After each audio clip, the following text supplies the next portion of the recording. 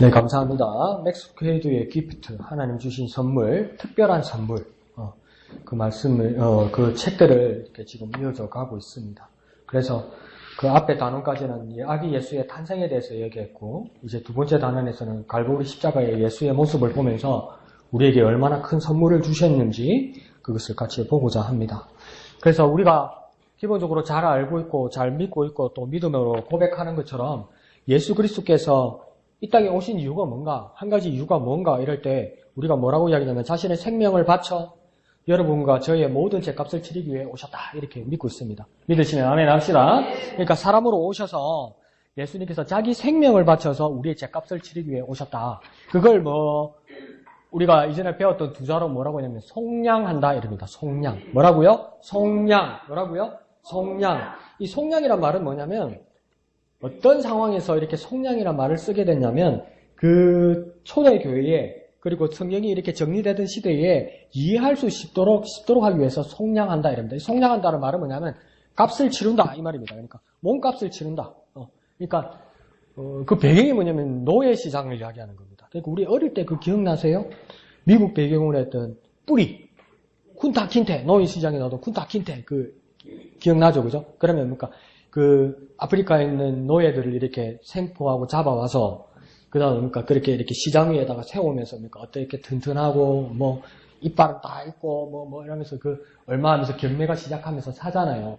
고대 사회에도 그러니까 사람들을 잡아와서 그 노예 시장이 있었다는 거예요. 그러니까 노예 시장에는 그 노예가 그 판매대에서 나오려면 어떻게 됩니까? 누가 돈을 치러줘야 되죠.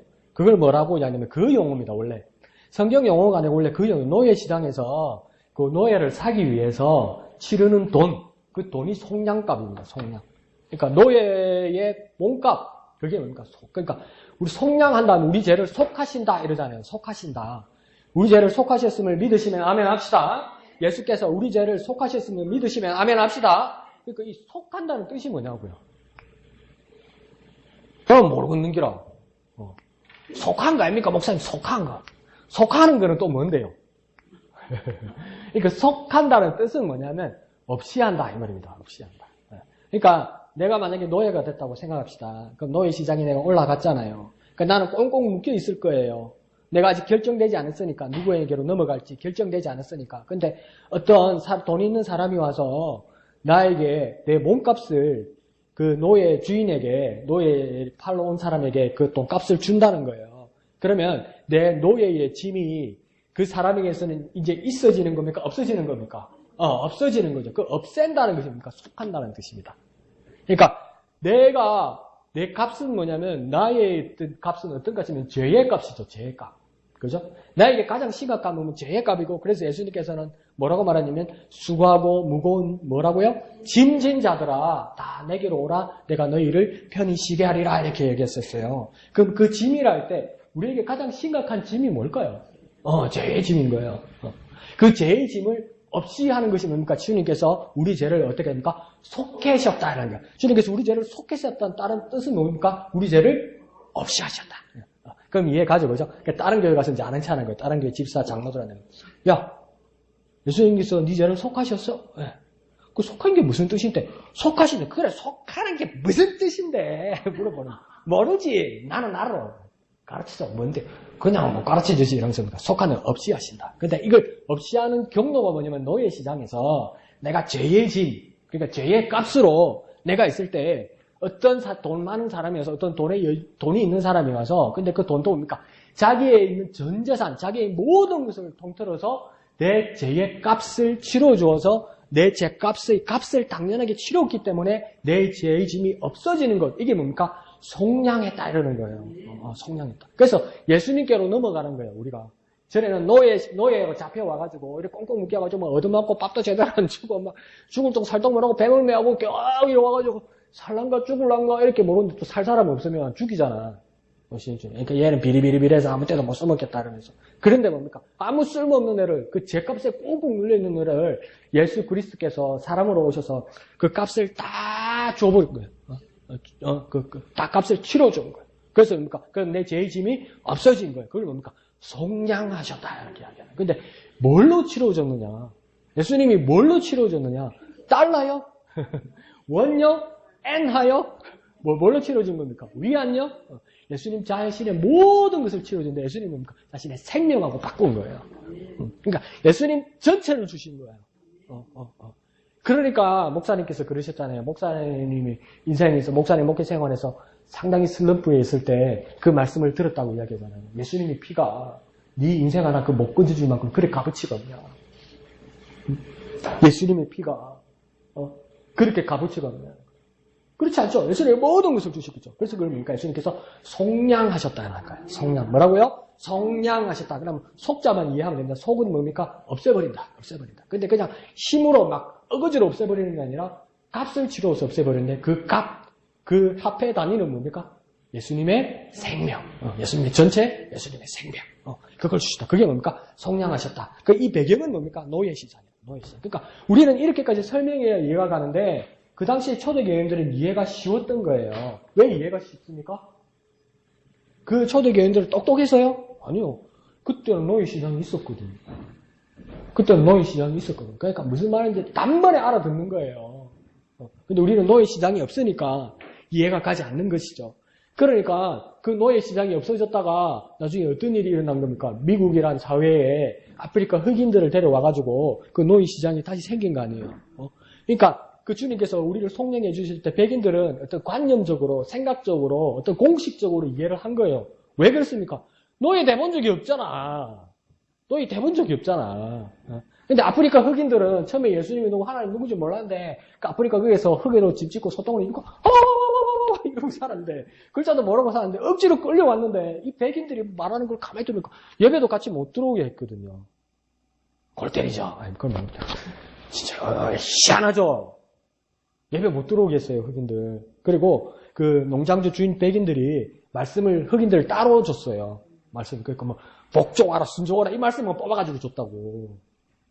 예? 근데 막 주인 따라와가지고 어깨 너머로 주인 그 교회에서 하는 이야기를 저 담장 너머로 들으니까 주님께서 우리 죗값을 노예시장에 죗값을 치러줬다니까 예배당 안에 있는 백인보다 예배당 밖에서 발발발발 끌면서 그 말씀 한 자락 듣는 사람이 더 내가 되는 게 흑인들이. 난 노예니까. 나는 집에도 갈 수도 없고, 내 보고 싶은 어머니도 못 보고, 우리 마누라, 우리 아씨가 가시 끌려왔는데 주인이 바뀌어가지고 뿔뿔이 흩어져 있는 이런 막 비참한 상황에 이 노예라는 신세가 정말 처량한데 그 노예인 상태를 예수님께서 딱 죗값을 치러주시고 예수님께서 돈 다 냈다는 거라. 그러니까 뭡니까? 예수님께로 가면 나는 자유하겠다는 것이 흑인들을 믿으시는 거예요, 이게. 그러니까 잘난 체 하는 것보다 은혜 받는 게 중요해요. 아무 소용없었잖아요. 그러니까 그 이름이 한 분밖에 생각이 안 나는데 선교사 우리 조선 땅에 선교사들이 와서 복음을 전하기도 했지만 스스로 일본이나 중국에 가서 복음을 받아온 사람들이 있었어요. 그래서 그 본 한국인들이 조선 사람이 직접 예수를 알게 되고 예수를 가서 믿게 되고 그래서 세웠던 교회 이름 중에 교회 하나가 뭐냐면 소래교회입니다. 무슨 교회라고요? 소래교회. 그 소래교회에 서상윤하고 그 형제 한 사람이 있는데 이름이 생각이 안 나요. 하여튼 서시오. 그 사람들이 이제 자기가 스스로 예수를 믿게 되었으니까 이제 자기는 이제 세례, 침례를 받아야 되겠는 거예요. 그래서 선교사를 찾아간 거예요. 근데 이제 장로교회나 감리교회의 교리로 의하면 뭐가 세례받기 위해서 뭐가 있어야 됩니까? 학습이 있어야 되죠. 학습을 통과하고 나면 6개월을 거친 후에 이제 심사가 끝나서 세례를 준단 말이에요. 근데 침례는 뭐습니까? 믿는 자에게 주는 침례라고요. 근데 그 이제 절차가 있으니까 그 사람들은. 그러니까 이제 서상윤하고 이 형제들이 그 추운 날인지 더운 날인지 모르는데 그 먼 거리를 이제 이 선교사를 외국 선교사를 찾아온 거죠. 내가 예수 믿게 되었습니다. 그래서 나에게 세례를 주십시오. 침례를 주십시오. 그러니까 선교사가 못 믿겠죠. 처음 본 사람인데 자기 예수 믿었다고 세례 달라고 침례 달라고 그러니까 못 믿겠는 거예요. 그러니까 내가 지금 당장 줄 수 없다고 그러니까 그 먼 길을 왔는데 그러면 세례 침례도 못 받고 다시 가야 되잖아요.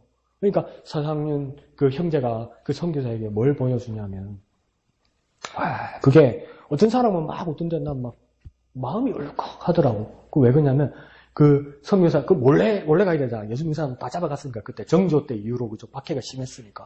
그러니까 뭐냐면 그 서상윤 형제가 이 두루마기를 벗더래. 선교사 방에 두루마기를 딱 봤는데 선교사는 비웃었겠지. 근데 난 그게 가슴 쨍한가. 그 이 목걸이 같은 게 있더래. 자기들이 만든 목걸이. 근데 목걸이면 줄이 있으면 메달은 어떻게 됩니까? 가슴에 놔야 되죠, 그죠? 그러니까 목걸이, 그죠? 근데 자다가 일로 하면 뒤로 가가지고 있죠, 그죠?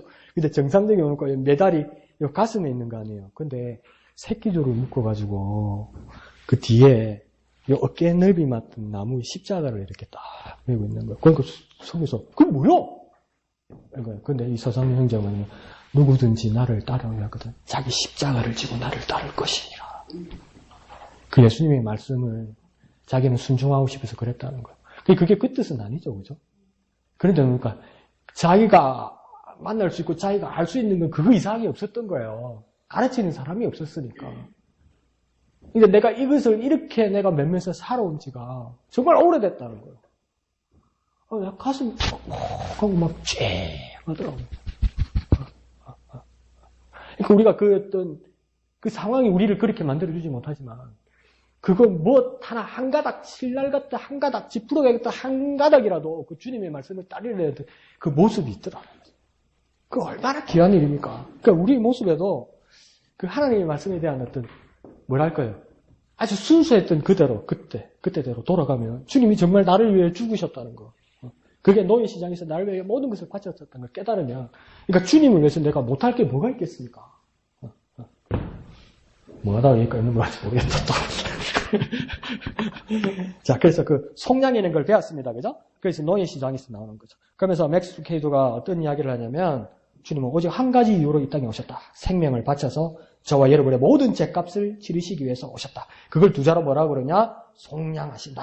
라는 거예요. 그래서 희생하시고 모든 것을 주셨다. 그래서 주님의 길을 우리가 다 같이 따라가자. 이렇게 이야기합니다. 그러면서 그 주님의 길을 따라가려고 해서 많은 사람들이 예수님을 따라왔죠. 근데 예수님만 따르는 사람만 있는 것이 아니고 예수님을 박해하고 예수님을 조롱하는 사람들도 많았죠. 그래서 예수님을 조롱하기도 하고 심지어는 예수님을 죽이려고 하기도 하고 또 어떤 자는 뭐였습니까? 예수님을 정신병자 취급을 하기도 했죠.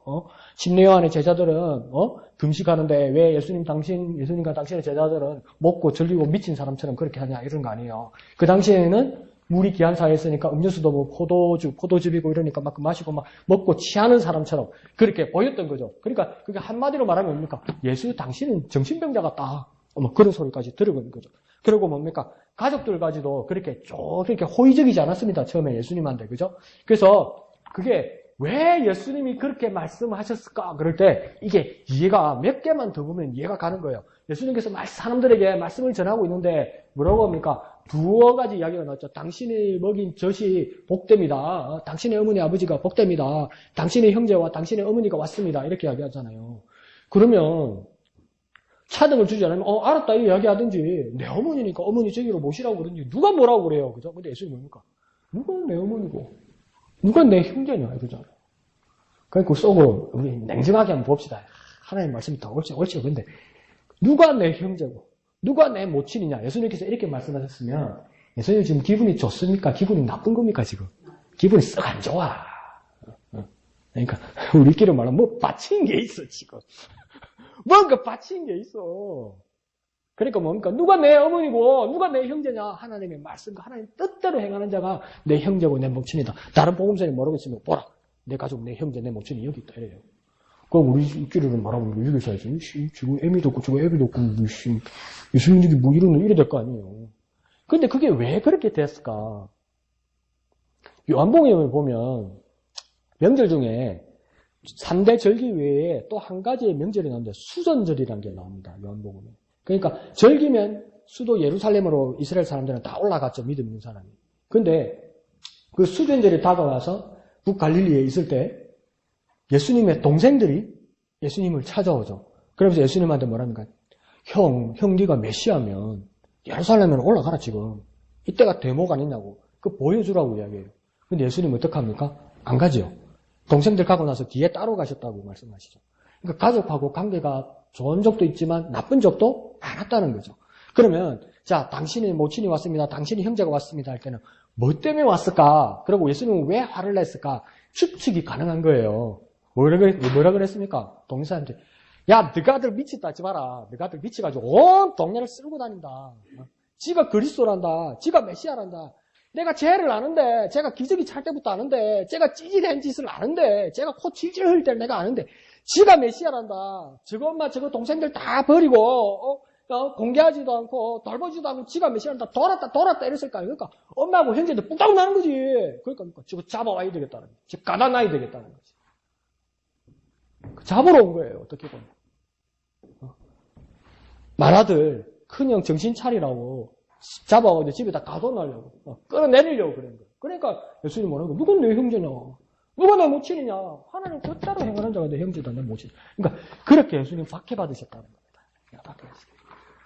나는 우리 부모님 박해라고 생각하지만 하지만 얼마나 안타까우셨겠습니까? 목회하겠대, 목사하겠대. 아무것도 모르는 중학생 때 목회하겠대. 목회가 뭔지 알아? 네가 지금 우리 부모님 그러지 않았겠어요? 그래가지고 또 공부를 잘하고 한 번에 떨량부도 뭐였는데 떨어지고 또 떨어지네. 그래, 그건 하나님의 뜻이 아니야. 그럴 수도 있는 거 아니에요? 그 가수 중에 윤종신이라는 가수 아시죠? 그분이 그 사람이 고등학교를 대원 외국어 고등학교 나왔습니다. 그때 대원 외국어 고등학교가 우리나라 고등학교에서 탑이었습니다. 탑. 그래서 그 학교에서 한 50% 이상이 서울 연고대 갈 때예요. 윤종신 씨가 서울 대원 외국어고등학교 다녔다고요. 그러니까 고3 때 이제 진학 지도를 봤는데 니는 이제 어느 대학 무슨 과 갈 거냐 이렇게 된 거예요. 그러니까 윤종신 씨가 이제 공부를 너무 안 한 거야. 자기가 봐도 서울 연고대로 못 가겠는 거야. 그러니까 뭐라냐면 연세대학을 가겠다고 그런 거예요. 연세대학을. 연세대학? 연세대학 무슨 과 가려고 다니면서 연세대학 신학과를 가겠다는 거니까 연세대학에서 신학과가 좀 낮아요. 그러니까 연세대학 신학과를 가겠다는 거예요. 자기 아버지도 장로님이고 자기도 교회를 다녔으니까. 근데 담임 선생님이 그러더라는 거예요. 야, 그게 아무나 가는 데가 아니야. 그랬대요. 야, 그거 아무 때나 점수 맞춰가 가는 데가 아니야. 그랬대요. 그러니까 윤종신 씨가 말하냐, 우리 아버지 장로님이고요. 우리 아버지 고아원 그런 거 했거든요. 윤종신 씨 아버지. 막 사람들 또 섬기고 저도 그거 있어서 돼요. 갈 수 가도 돼요. 이런 거예요. 될 줄 알았지. 떨어지 삐는 기라. 그 윤종신 씨의 그 마지막 말이 얼마나 웃긴지 모릅니다. 뭐라는지 압니까? 자기가 연세대 신학과를 떨어지게 넣어서 그랬답니다. 야, 하나님 진짜 살아계시구나. 내 같은 놈이 신학과 가면 큰일 나는구나. 하나님 진짜 살아계시구나. 이랬다는 거 아니야. 근데 그와 마찬가지로 나는 그 반대로 정말 하나님 내 길을 주셨다고 했는데 안 되는 거라. 그러니까 얼마나 안타까우면서도 온 가족들이 이 길이 아니라고 얼마나 생각했겠어요. 교회 어른들도 야, 쟤는 안 되는가 보다. 쟤는 그 길이 아닌가 보다. 하나님이 그렇게 계시로 보여주시는 것보다 그렇게 생각하지 않았겠어요. 그 예수님도 뭡니까? 하나님 뜻을 받들어 왔는데 식구들이 잡으러 오고 조롱하러 오고 이러는 거예요. 내 같으면 뭐 어쩌가 있으면 여러분 같은 거 어떻게 습니까? 밥 먹다 밥상 따면 잡아라 씨. 내가 안 한다. 나도 막 내 인생 살란다 이러면 되지 않겠어요, 그죠? 하나님 뭐 잡아라. 그럴 수도 있는 건데 예수님입니까? 그렇게까지 조롱 당하셨다는. 근데 왜 그러면서 나중에는 뭡니까? 사람 몇몇 증인들과 배심원들에게 매수까지 당한 거죠. 돈으로 뭡니까? 유다가 돈에 넘어가서 예수님을 팔은 거예요. 누가요? 제자가. 그러니까 안 되는 집안은 뭡니까? 안에서부터 망한다고 그러잖아요. 제자가. 그리고 또 어떤 일이 있습니까? 그러니까 성난 군중들이 뭡니까? 처음에 예수님께서 예루살렘에 들어가실 때는 어떻게 했습니까? 호산나 다윗의 자손이요. 그러면서 호산나 이 뜻이 뭡니까? 우리를 구원하소서 이 뜻이에요. 근데 어떻게 구원하냐면 어서 우리를 구원하소서 이 뜻이에요. 언능 힘듭니다. 괴롭습니다. 춥습니다. 배고픕니다. 못 살겠습니다. 어서 우리를 구원하소서 호산나 다윗의 자손이여 이러던 사람이 며칠 지나고 나니까 뭡니까? 빌라도 법정 안에서 뭐라고 이야기합니까? 똑같이 손들어서 뭐랍니까? 그를 십자가에 죽이소서. 어제 우리를 구원하소서 하던 사람이 뭡니까? 그를 십자가에 죽이소서. 이러더니 왜 그랬습니까? 돈으로 사고 협박하고 이렇게 된 거예요. 그게 남의 이야기가 아니라 우리 이야기라 우리 이야기. 등 따시고 배부르고 괜찮을 때 할렐루야 주님 주셨네 이러다가 조금 춥고 집에 쌀떡같이 떨어지고 막 춥고 막 힘들고 이러면 하나님 이거 먹어 막 우리에게 그런 마음에 막 올라오는 거 있잖아요. 그러니까 남이 아니라 성경에 나오는 사람들이 남이 아니라 역대기 왕들 보면 안타깝죠. 지금 왜 저럴까? 그게 남 이야기가 아니라 우리 이야기라. 예수님께서 그런 일까지도 다 당하셨다는 겁니다. 근데 그러면서도 예수님 왜 참으셨습니까? 인류를 구원하기 위한 것입니다. 인류에게 선물을 주기 위한 것입니다. 그래서 뭡니까? 완전하신 그분께서 우리에게 완전한 선물이 되셨고 그것은 무엇입니까? 우리의 죄짐에 대해서 뭡니까? 우리 죄값을 치러주셨는데 이제 더 중요한 말을 하는 겁니다. 죄값을 치러주셨는데 죄값을 치러주신 것을 우리가 뭐라고 불렀습니까? 양이라고 했죠. 그게 속량이란 말이에요. 근데 대신 죗값을 치러줬다 할 때는 두자로 또 어떤 말을 쓰냐면 대속했다 이럽니다. 뭐라고요? 대속했다. 뭐라고요? 대속했다. 뭐라고요? 대속했다. 속량을 하기는 했는데 내 죗값에 대해서 내가 치를 값에 대해서 내가 돈을 냈으면 그건 내가 속량받았다. 내가 속량했다 할 수 있는 거예요. 근데 자기 자신을 속량하려고 고대 이스라엘 사람들이 얼마나 노력했습니까? 양을 잡고 소를 잡고 막 피 튀기고 목사님께서 그렇게 말씀하셨잖아요. 예루살렘 절기에 믿음 있는 예루살렘의 사람들이 다 모이면 예루살렘 인구의 뭐 5, 6배가 된대요. 근데 집집마다 가족마다 사람마다 그 양 다 잡았을 거 아니에요. 그러니까 그 밑에 흐르는 배수구에 짐승 피밖에 안 흐르는 거예요. 그렇게 처절하게 흐른 거예요. 그리고 각자의 죄에 대해서, 각자의 사소한 일에 대해서, 각자의 기쁜 일에 대해서 또 매번 짐승 잡은 거 아니에요. 그렇게 그 자기를 대신해서 짐승을 잡아서 내 대신 이러면서 내 자신을 속량하려고 자기 자신을 스스로 속량하려고 그렇게 막 얼마나 많이 했습니까? 근데 그게 제가 또 생각나더라는 거예요. 문제가 또 생기더라는 거예요. 자꾸 일어나더라는 거예요. 왜요? 내가 해보려니까 완전하게 안 되더라는 거예요. 그런데 예수 그리스도께서 오셔서 내 죄를 속량하는 일에 대해서 어떻게 합니까? 대신하셨다. 어떻게 하셨다고요? 대신하셨다. 어떻게 하셨다고요? 대신하셨다. 그래서 대신 속량하셨다. 그 말이 뭡니까? 대속하셨다. 뭐라고요? 대속하셨다. 대신 속량하셨다. 이 뜻이 뭐라고요? 대속하셨다. 뭐라고요? 대신 속량하셨다가 뭐라고요? 대속하셨다. 그러니까 속량 받았는데 예수님께서 대신 속량하셨다. 이 말입니까? 대속하셨다. 이 말입니다. 대속. 야, 2개 알았다. 아싸! 2개 알았다. 2개 알았다. 2개 알았다. 그 이제 거꾸로 헷갈리면 안 됩니다. 임마. 대속의 문제가 그러면 그럼 속량은 뭐더라? 사코라면 나 몰라.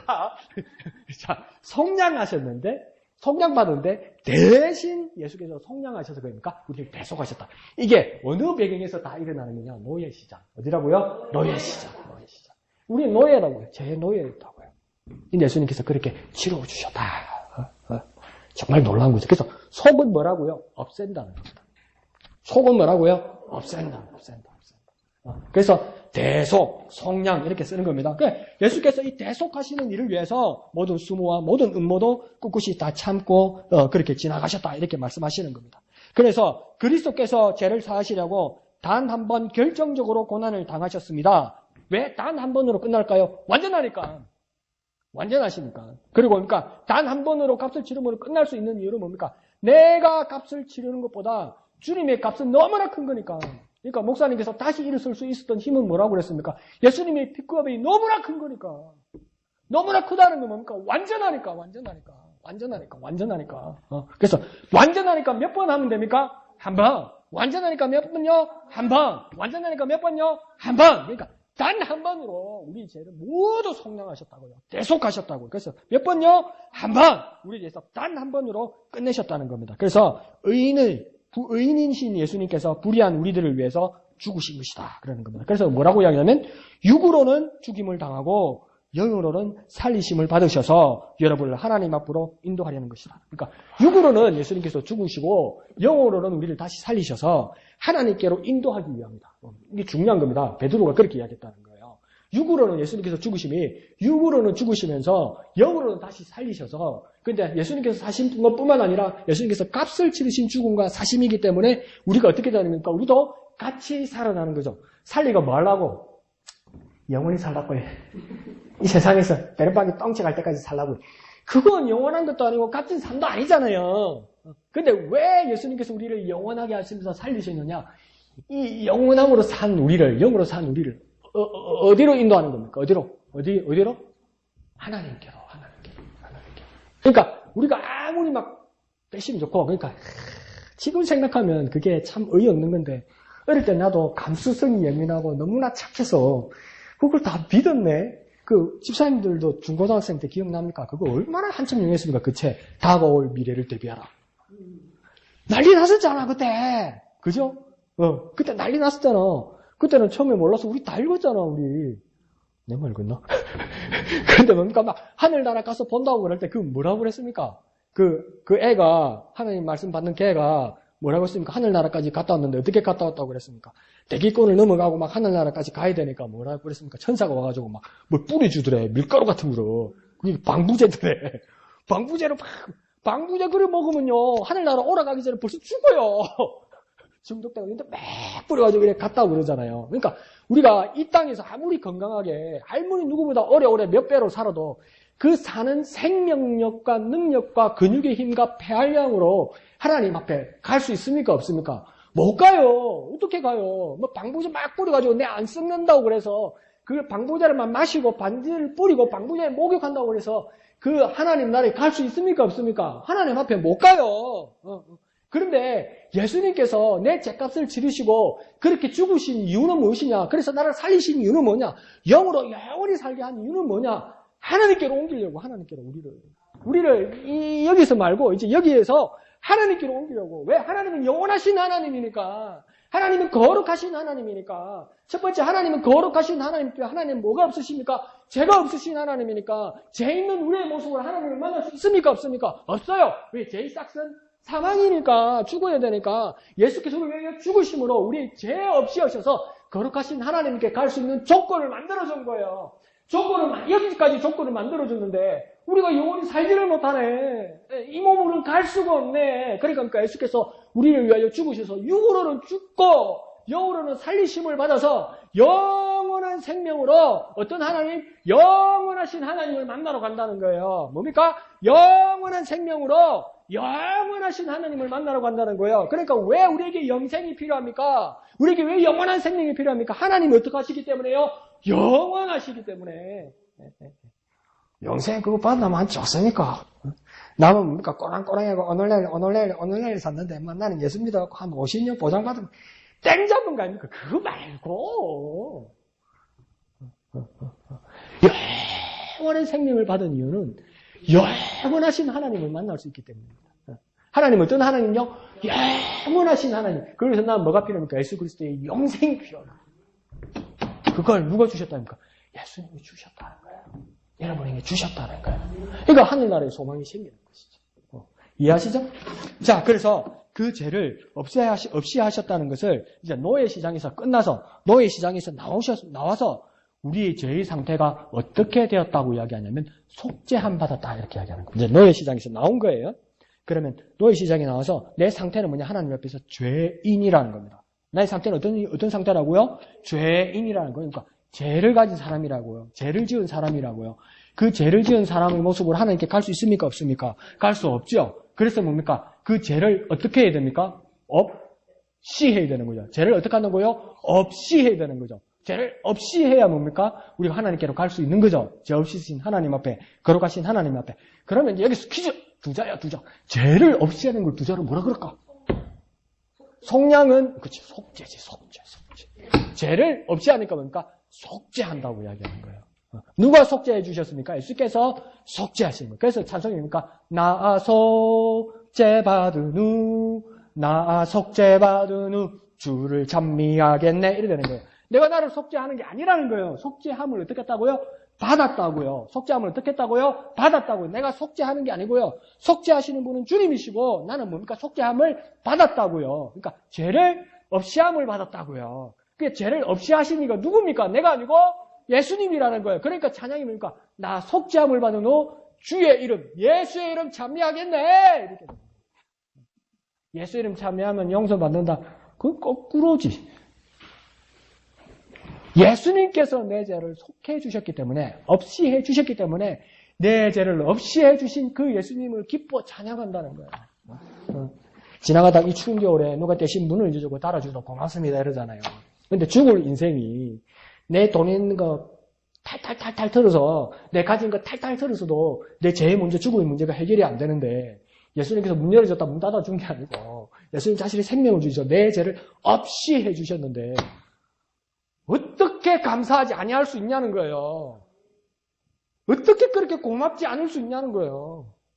그러니까 날마다 감사하고 날마다 고맙지요. 누가요? 예수님이요. 그게 그리스도인의 모습이라는 겁니다. 그래서 끝에는 뭐라고 이야기하냐면 하나님의 거룩하심은 선포되었고 그의 자손들은 용서함 받았습니다. 그래서 뭡니까? 이 속죄받은 것에 대해서 그러니까 이 종교학적으로도 기독교가 왜 고등 종교냐면 이 고등 종교가 이렇게 막 새가 떨어지고 힘들어지고 그래서 자기들만 뭉치려고 할 때 어떤 종교로 변화되냐면 그걸 밀교라고 합니다. 밀교. 뭐라고요? 밀교. 밀교가 뭐냐면 자기들끼리 비밀을 가지는 거죠. 우리들끼리만. 그러니까 우리들끼리만 구원받는 거죠. 우리들끼리만 옳다는 거죠. 그러면 그게 뭡니까? 대중적인 종교가 안 되고 모든 사람에게 열려있지 못한 종교죠. 그걸 뭐란다고요? 밀교, 밀교. 그러니까 우리나라에 밀교가 어떤 게 있습니까? 예? 밀교가 어떤 게 있습니까? 신천지, 하나님의 교회, 몰몬교 이런 게 다 뭡니까? 밀교죠, 밀교. 자기들만 구원받아요. 다른 교회들은 뭡니까? 다 멸망받고 다 지옥 가잖아요. 그게 밀교예요, 밀교. 밀교. 그런데 뭡니까? 그러니까 하나님, 예수님께서 또 내한테 공격할 건데 뭐 문자 오고 난리 나던데 우리 교회가 그렇다 뭐 우리 교회가 그러냐 이 뭐 XX에 난리 나던데 나한테 뭐 신천지 하나님 교회는 얼마나 막 쌍욕을 듣고 있는지 내가 자 이거 하면 안 되는가 자 근데 이게 뭐냐면 예수님께서 우리를 구원해 주신 이 모습이 예수님께서 야 양덕 집사야 야 희금 집사야 예수님께서 내가 널 위해 죽었어. 내가 널 구원했어. 이게 너만 알아. 다른 사람 알면 안 돼. 내가 특별히 널 사랑하기 때문에 정말 널 사랑하기 때문에 이거 내가 너에게 구원 주는 거야. 내 구원이 귀하다는 건 알지? 예, 주님 아멘. 내 생명이 정말 귀하다는 건 알지? 예, 주님 아멘. 그러니까 아무 한 데나 주면 안 되는 거야. 그런 거 겁내요. 그러니까 네 가게 하면서 아무 한 데나 예수 믿으라 그러면 안 돼. 내 생명이 해프잖아. 그러니까 너만 알아. 이 잘된 겁니까? 못된 겁니까? 그게 뭐냐면 밀교예요. 그게. 밀교예요. 목사님 밀교가 있으면 쌀교도 있고 보리교도 있습니까? 말고 그 은밀하다는 뜻 있잖아요. 비밀 종교. 그 밀교라는 거예요. 밀교. 그 잘못된 거 아니에요. 근데 주님께서 우리에게 주신 그 복음은 뭐냐면 선포하신다는 거예요. 뭐라고요? 선포하신다는 거예요. 뭐 한다고요? 선포하신다. 그러니까 빠빠빠빠빠빠빠빠빠빠빠빠빠빠빠 다 들어라. 예수 그리스도께서 너를 위하여 죽으셨다. 모두 믿어라. 이렇게 선포하는 종교라고요. 선포하는 종교. 그래서 그걸 뭐라고 하냐면 죄인이었던 우리가 예수 그리스도를 말미암아 의롭게 되었다 선포하신다는 거예요. 우리를 그렇게 불러주신다는 거예요. 그걸 두 줄로 뭐라 하냐면 죄인이었던 우리를 예수로 말미암아 의롭다고 칭해 주신다. 그래서 두 자로 그걸 뭐라고 이야기합니까? 그렇지. 칭의. 그러니까 의롭다고 불러주신다고요. 말씀이 참 그러니까 뭡니까? 어느 누구나 주께 나오라. 어서 와서 주의 말씀 들으라. 하늘아버지가 오라 하시니 그 다음 뭐요? 어느 누구나 오라고요. 그러니까 선포하셨다고요. 그게 진짜 믿음이고 진짜 종교라고요. 당신은 몰라. 당신은 구원 못 받아. 그거 아니라고요. 누구든지 예수께 오면 구원 받는다. 그래서 뭡니까? 칭의하시고 선포하셨다. 놀랍죠? 그 은혜를 주시다. 그러니까 오늘 몇 가지 배웠냐면 성량 배워서 그 다음에 뭡니까? 대속. 이 두 가지가 성량 대속이 어디에서 일어나는 겁니까? 노예 시장에서 일어나는 거예요. 그러면 우리 죄를 없이 하셨다. 이 뜻이 뭐라고요? 속죄. 뭐라고? 죄를 없이 하셨으니까 뭐라고요? 속죄. 그리고 뭡니까? 우리에게 의롭다고 크게 불러주시는 게 뭐라고요? 칭의. 뭐라고요? 칭의. 호칭 이런 말 쓰잖아요. 그죠? 그러니까 뭡니까? 칭의.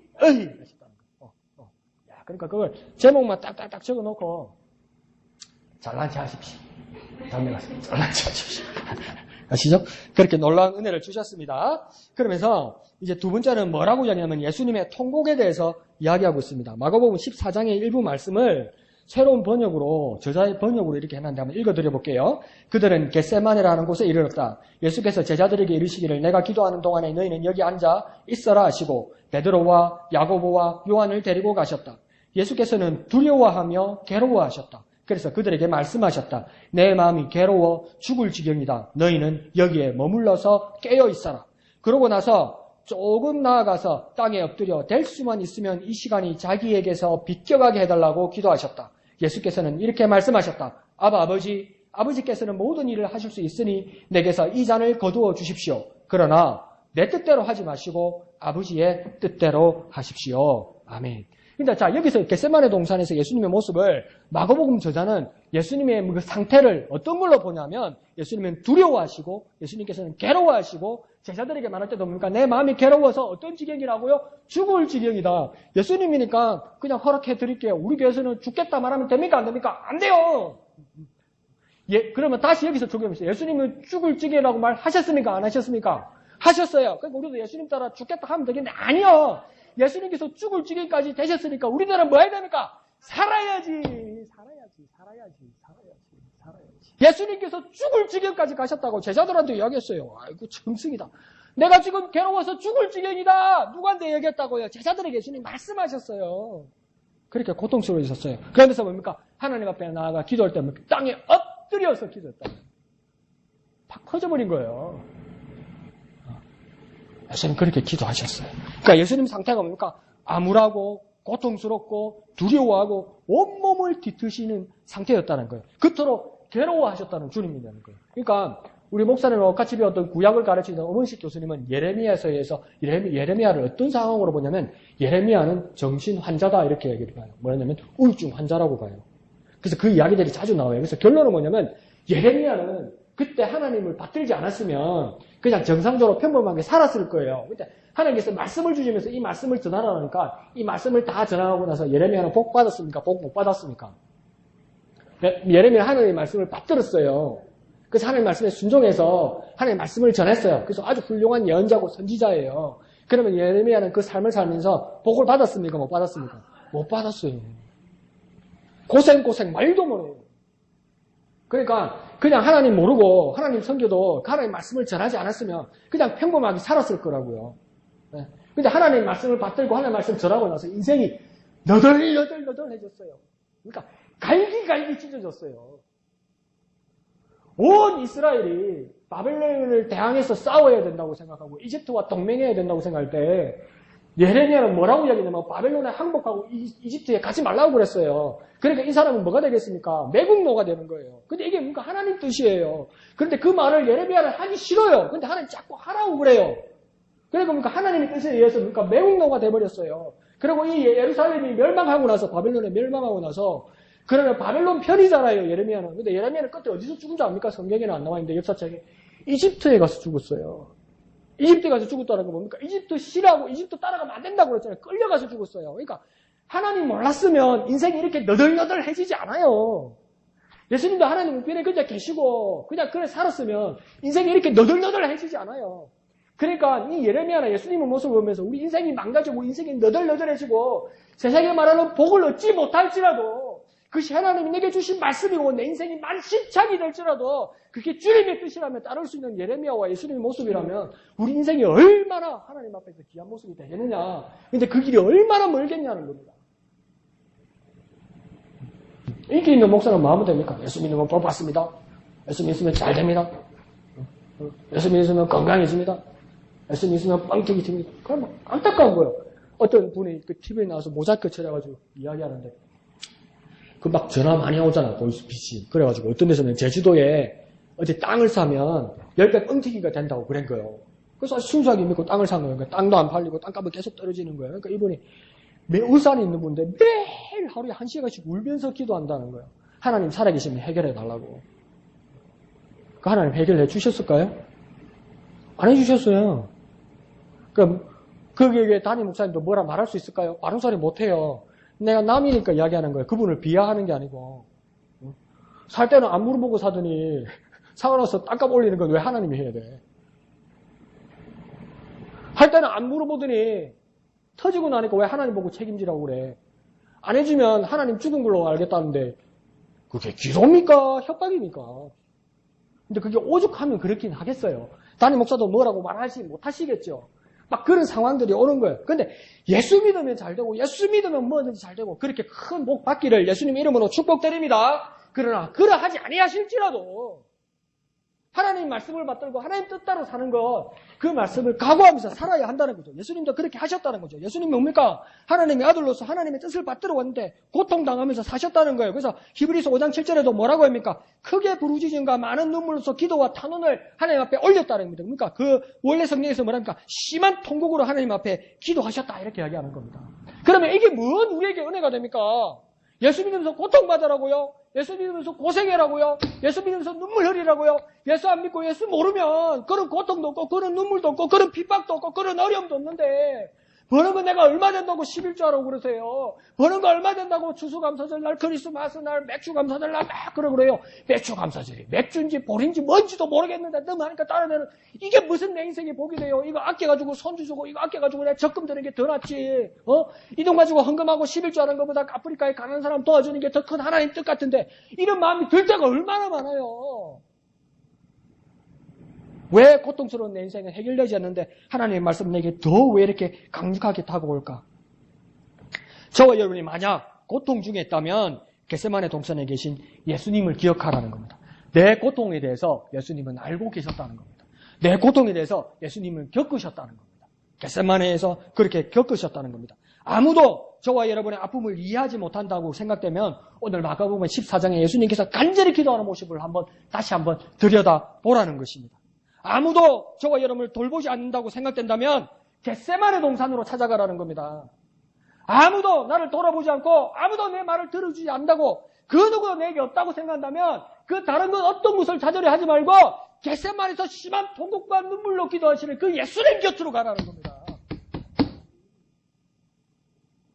고통과 슬픔을 알고 계시는 정말 하나님이 고통과 슬픔을 내 고통과 슬픔을 알고 계신지 의심된다면 예수님의 처절한 통곡 소리를 한번 들어보라는 겁니다. 이 밤에 귀신 나오고 그렇지 밤에 누가 저래 오르삼노? 무슨 사인이 저래 깊노? 그게 예수님의 통곡이면 어떡할 겁니까? 정말 하나님이 내 통곡을, 내 고통을, 내 슬픔을 알고 계시는지 의심된다면 예수님의 처절한 통곡 소리를 들어보는 저와 여러분 되시기를 부탁드립니다. 그래서 예수님의 고통을 통해 우리는 예수님을 더 가까이 느낄 수 있는 겁니다.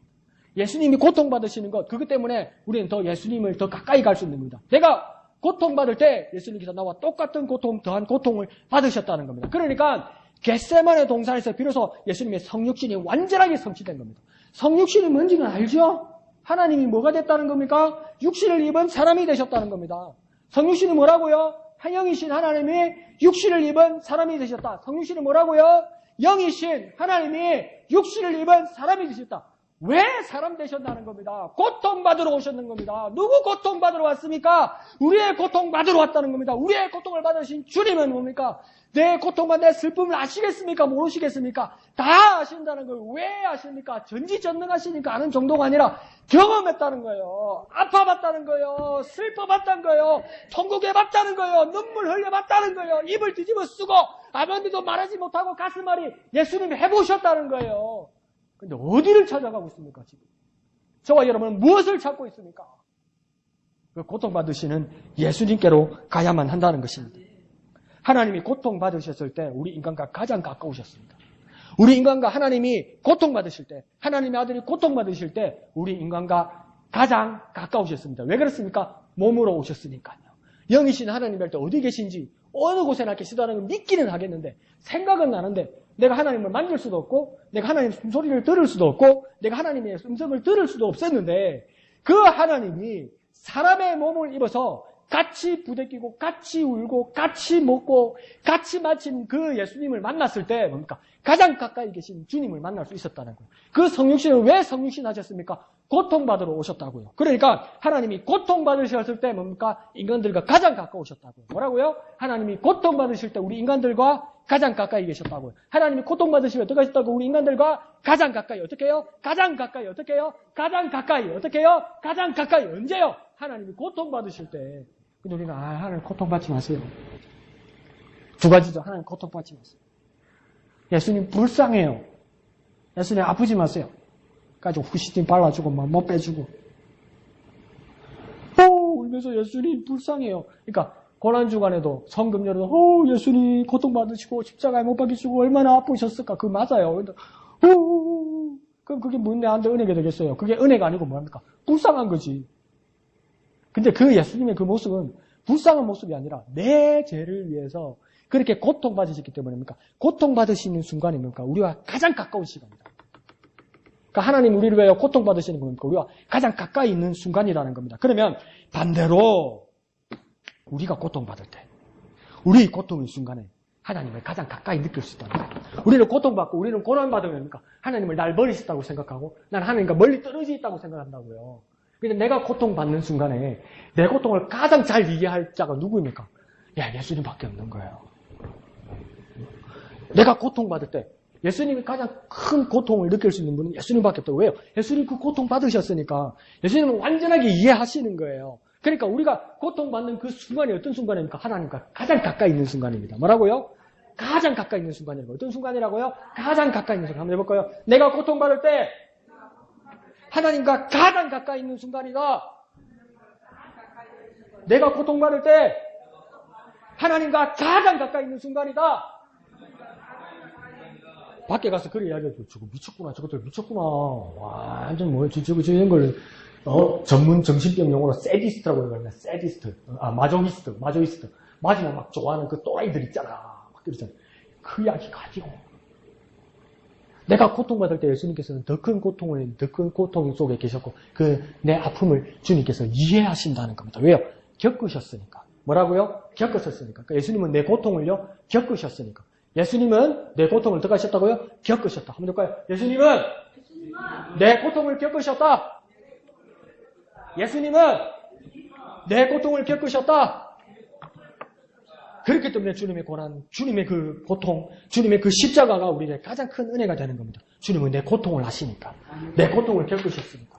그 주님께로 날마다 나아가는 저와 여러분 되시기를 부탁드립니다. 주님 은혜 베푸셔서 여러분이 큰 복 받으시고 무한한 영광 누리시는 저와 여러분 되시기를 부탁드립니다. 설사 그러하지 아니하시고 저와 여러분이 지금 고통 가운데 있을지라도 내 고통의 그 순간이 주님과 가장 가까이 있는 순간, 주님이 내 고통을 가장 잘 느끼시는 분임을 믿고 주님 붙들고 살아가는 저와 여러분 되시기를 거룩하신 예수님의 이름으로 축원드립니다. 이 시간 찬송하신 후에 다 같이 기도하도록 하겠습니다.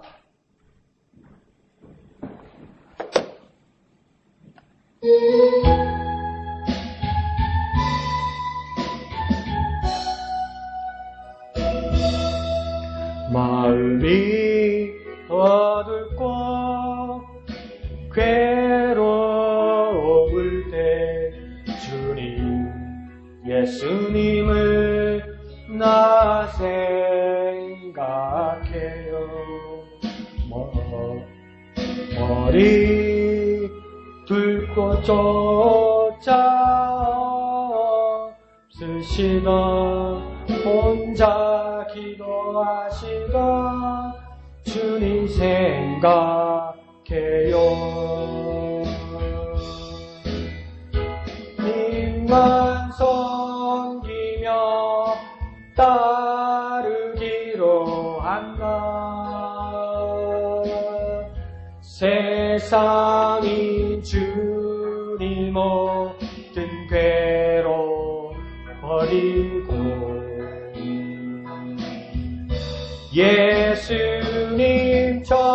예수님처럼 기도하기를 원해요. 예수님처럼 기도하기 원해요. 한 번 더 합니다. 주님만 섬기며 따르기로 한다. 세상이 주님 모든 괴로 버리고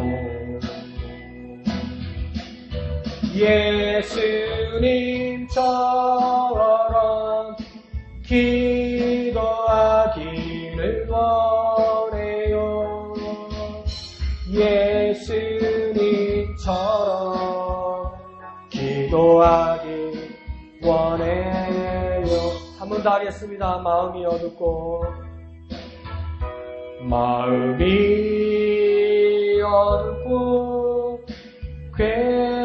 괴로울 때 주님 예수님을 나 생각해요.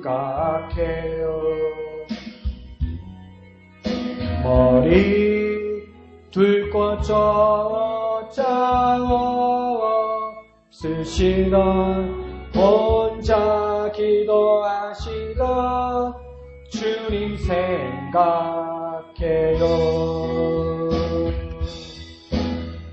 주님만 섬기며 따르기로 한다. 세상이 주님 얻은 괴로 버리고 예수님처럼 기도하기를 원해요. 예수님처럼 기도하기 원. 주님만 섬기며 따르기로 하나. 주님만 섬기며 따르기로 하나. 세상이 주님 얻은 괴로 버리고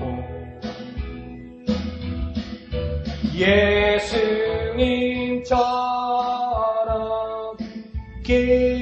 기도하기를 원해요. 예수님처럼 기도하기 원해요. 아멘. 이 시간 다 같이 기도하겠습니다. 혼자라고 생각하십니까? 아무도 없다고 생각하십니까? 내 아픔, 고통 아무도 모른다고 생각하십니까? 기억하세요. 예수님도 혼자셨어요. 예수님도 혼자셨어요. 그 혼자이신 예수님께로 나아갑시다. 그 고통 속에 계신 예수님께로 나아갑시다. 내 고통 아시는 주님께로 나아갑시다. 내 고통 아시는 예수님께로 나아갑시다. 예수님처럼 기도하기를 원합니다. 혼자 고통 속에서 기도하시는 예수님과 가까워지기 위하여 나도 혼자 있을지라도 예수님처럼 기도하기를 원합니다. 예수님처럼 기도하기를 원합니다. 혼자 고독 속에 천국 속에 기도하시는 예수님처럼 나도 예수님께로 가까이 예수님처럼 기도하기를 원합니다. 내 기도를 들으시고 함께하여 주시옵소서. 주님께로 가까이 가오니 예수님처럼 기도하게 하여 주시옵소서. 주님의 이름 크게 한번 부르고 다 같이 기도합니다. 주여.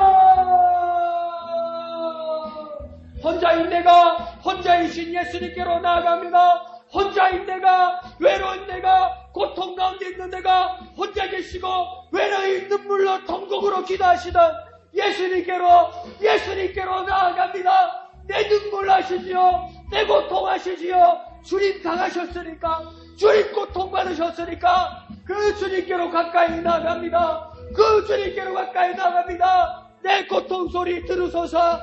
내 눈물 보시옵소서. 내 맘에 가득 찬 이 고통을 주님 살펴 주시옵소서. 예수님만 바라봅니다. 예수님만 바라봅니다. 예수님만 바라봅니다. 예수님께로 나아가오니 주님께로 나아가오니 받아 주시옵소서. 받아 주시옵소서. 주님 홀로 영광 거두어 주시옵소서.